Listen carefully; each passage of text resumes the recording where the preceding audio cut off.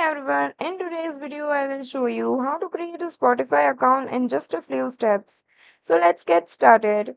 First you have to write spotify.com in your browser and you will land on the home page. Now click on the login button on the top right side of your screen. Once you click on this, a login page will open. Now here you have to write your Gmail ID and you can also continue with Google, Facebook, Apple and with your phone number. Now click on continue and Spotify will send you the 6-digit code to your Gmail account. Now you have to enter the 6-digit code here. After entering the code, you have successfully logged in to your Spotify account, and that's it. You are all set to enjoy your favorite music podcast on Spotify. So that's it for the video. Thank you for watching.